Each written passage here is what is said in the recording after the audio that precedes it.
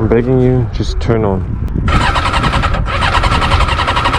Welcome back to the 3 Miles MC. So we are going to take this €500 sport tour, sport bike thing to Iceland. To go to Iceland, I've put dirt tires onto the XJ600 old sport bike that I have. Because I was thinking, under my most viewed video, my film where I go to Morocco and through the Sahara Desert, a lot of people commented that it's really cool that I do this stuff on this bike, or also that I just should get an adventure bike. So I thought it would be really interesting to go to the place where adventure bikes reach their limits and see if this bike can do it. So let's see what the new tires can do.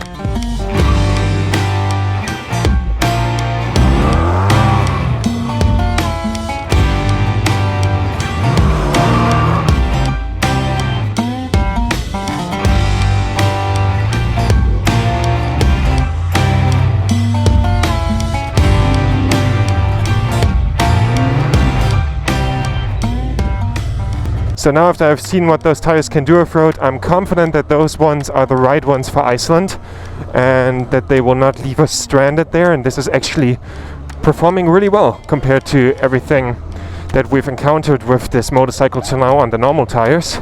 So I'm confident that this works. So the next thing we have to try out before we go over to Iceland is the tent. Luckily it's still quite early in spring in Germany right now when this is filmed, so still have some shitty weather at night, so I can see if it will last Iceland.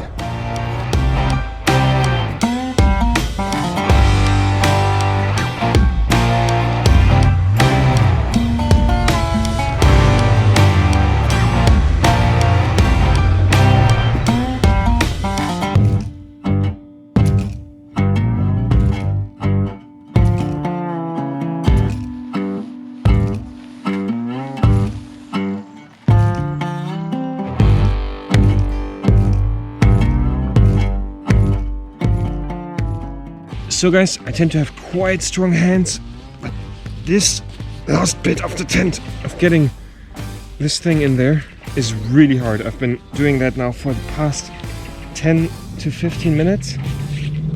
And I don't know that is supposed to work reliably in Iceland, because this just sucks.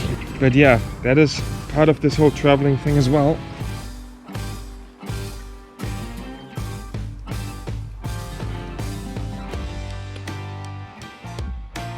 So I now managed to finally finish building the tent. It was quite a fight. I hope that this tent does alright in Iceland, because I don't really trust the whole waterproof thing of this, because I don't like how this material feels, you know. And also I think I need something to put under the tent, because if there's a lot of rain and water collects on the ground, this does not work. So for trying out the tent this will be fine, but I need to, at least for under the tent, I need some extra protection.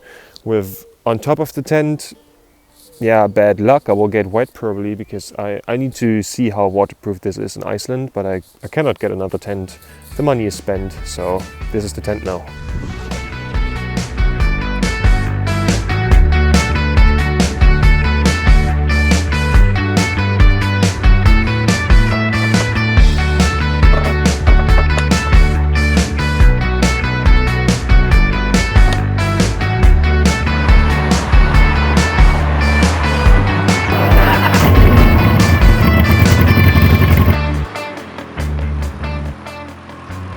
Today is the day we're going to Iceland.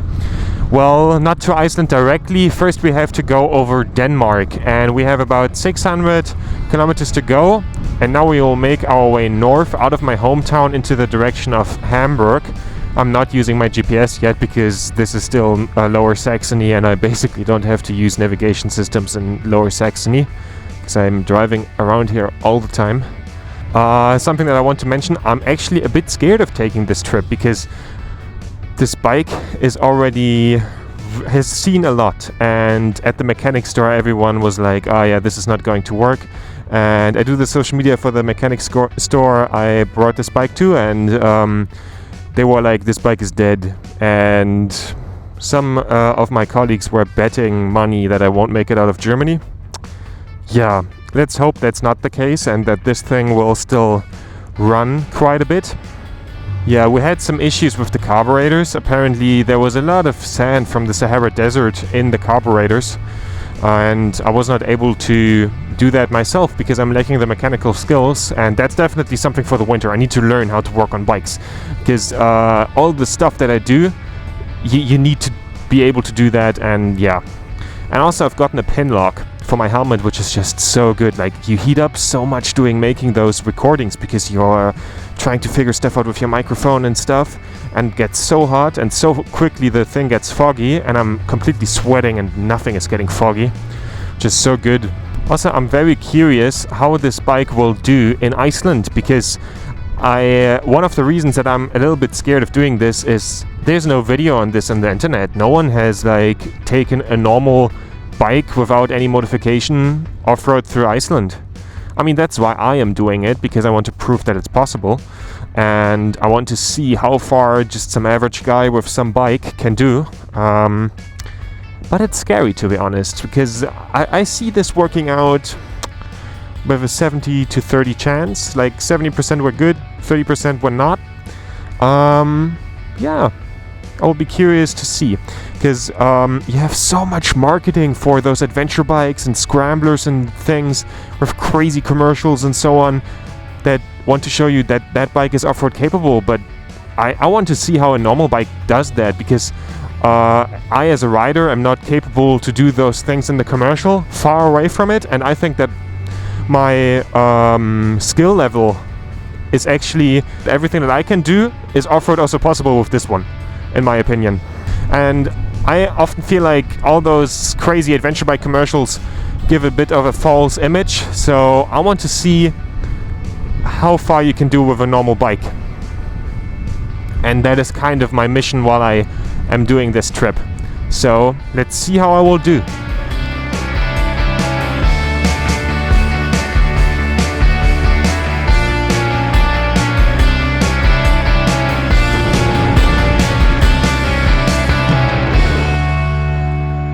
So it starts to rain, which is, yeah, bad weather here in Germany right now. So I installed this new little thing to protect me from rain and wind, and it's actually really practical and awesome. You just need to put it up, then you get way less rain and stuff on you. A colleague of mine gave this to me.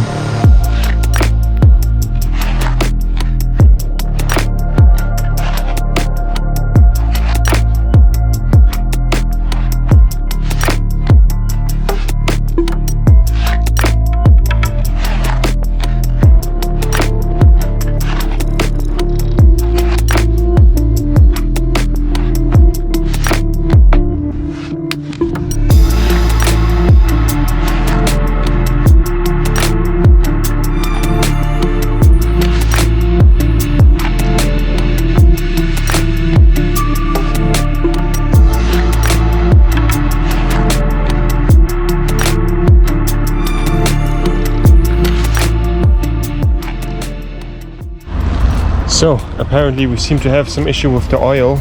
The oil lamp is going on and I don't know why, because there's oil in it and sometimes it turns off again. I hope it's not a bad issue and I will just top it up. Hopefully the oil pump doesn't have an issue. Yeah.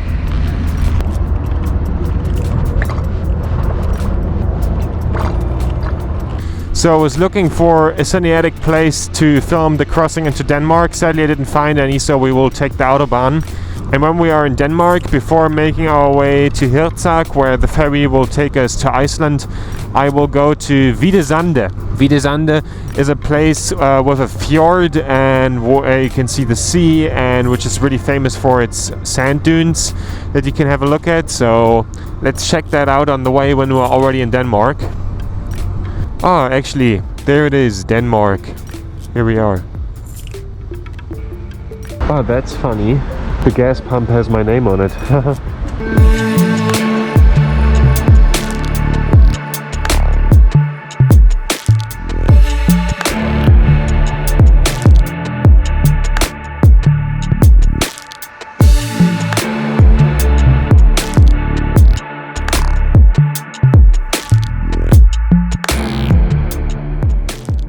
You see over there the dunes?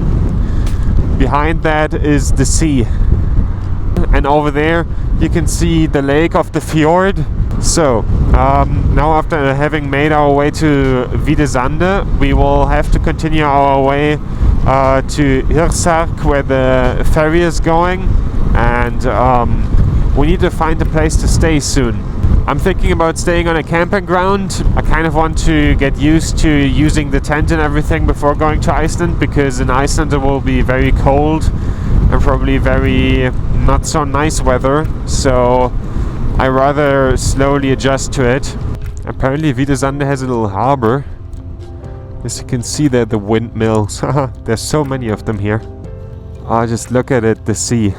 That's what we need to get over to go to Iceland with a boat. I feel like sometimes one of the cylinders is not firing properly. There was this issue actually already before, because apparently for most of the Italy trip I ran on 3 cylinders without realizing it.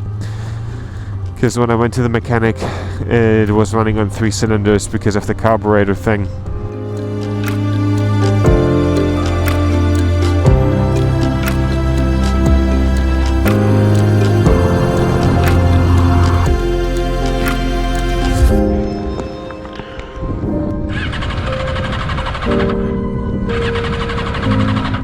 I hope we didn't break down now. Please turn on.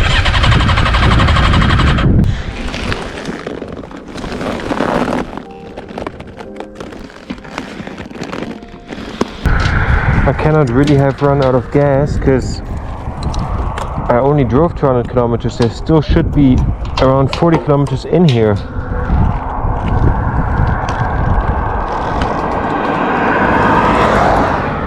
This bike always needs a little bit till it then works when it's set on reserve. That's why I never drive it down to reserve, because that always worries me. Let's see if we can turn it on, because it's getting dark and the camping ground is closing soon.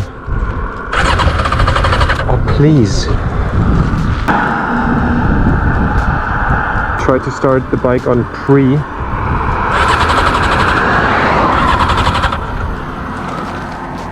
This is not good at all. I'm begging you, just turn on.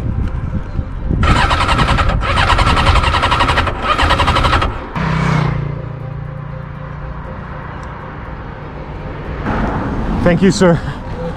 I would need to go to the next gas station because my motorcycle ran out of gas and the reserve tank is broken. This really kind man just drove me to the gas station to get my tank filled up, because if it doesn't work with putting it in reserve for some reason, I hope that at least will still turn on if the setting is on the normal tank again, and I just try to start the bike. So let's fill it up. The bike still doesn't fire up, even with gas in it. I had the hope that it will do.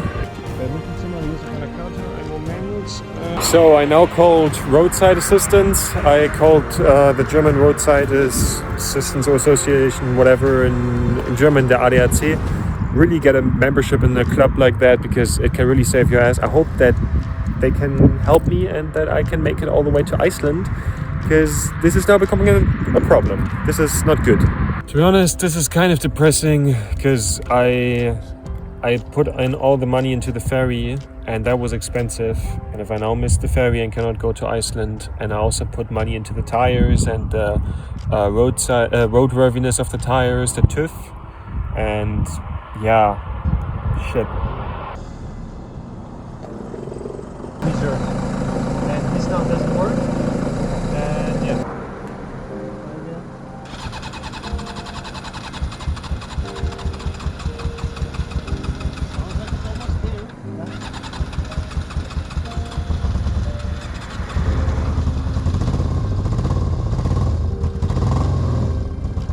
So, we are back on the move. We need to find a place to stay. The camping grounds are now closed, which sucks, but maybe we find a place where we can still put our tent on and then pay in the morning. But for now I'll have to drive a little bit with the bike, because the battery is down, and if I now stop to build up my tent, I'll be stuck tomorrow in the morning. So now what was exactly going on? I had something stuck in this little tube that brings fuel to the fuel cock. I still have something stuck in there, but if I put my fuel cock in a certain position, fuel comes through. Yeah, that is of course not good. I hope that I can resolve that issue tomorrow with blowing air through this pipe at like a mechanic store. That's what the guy from the roadside assistance told me to do. That also brings me into another topic. I'm not just doing my Iceland trip with a bike that shouldn't be doing an Iceland trip, with a normal street bike that's more sporty than off-road. I'm also doing that with a very cheap bike. Not just a 500 euro motorcycle, but also a 500 euro motorcycle that has been through the Sahara Desert already, and through most of Italy, and through a year of daily use. So yeah, also my mechanical skills suck. I would have not been able to fix that myself, and that is not good. Oh, look how beautiful this sky just looks. That's how quickly things can go from everything is going fine to miserable to actually quite hopeful and beautiful.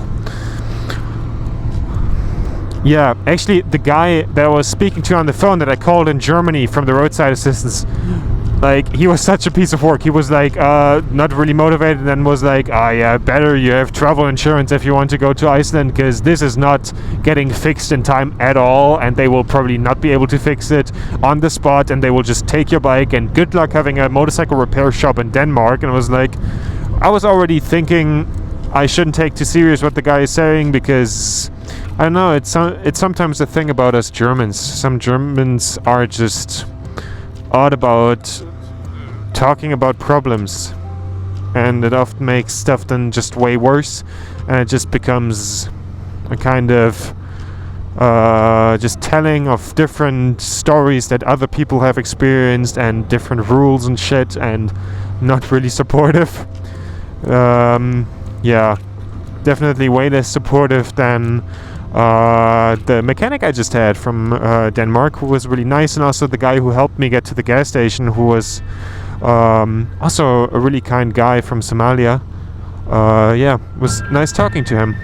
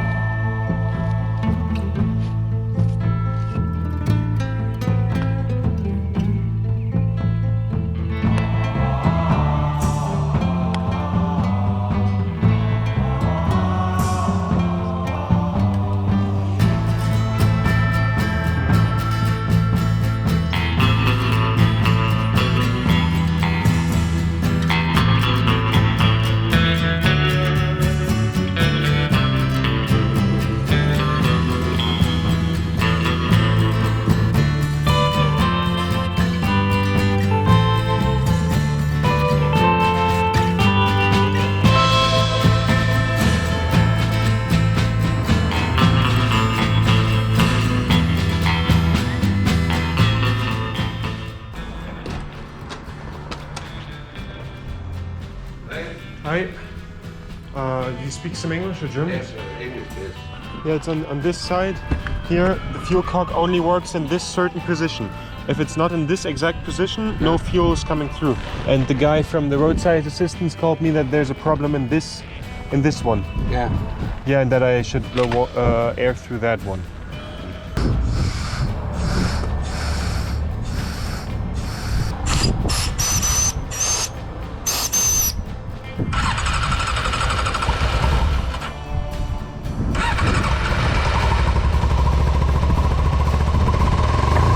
So after now having checked in with the mechanic, my fuel line should be clear again.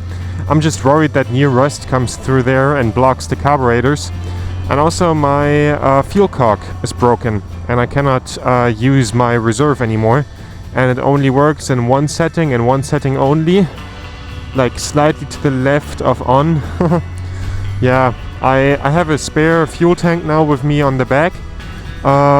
For 10 liters that I can fill up in Iceland to mitigate that, because of course now my range is reduced to about 180 to 190 kilometers, and that is for Iceland a bit not good. After now having experienced the bike breaking down once, I just want to get to Hirtshals now, because I want to make my way to Iceland and I want to really catch the ferry. Everything else that goes wrong, we can maybe fix it there, but just so we really manage to get the ferry. We still have about 280 kilometers in front of us.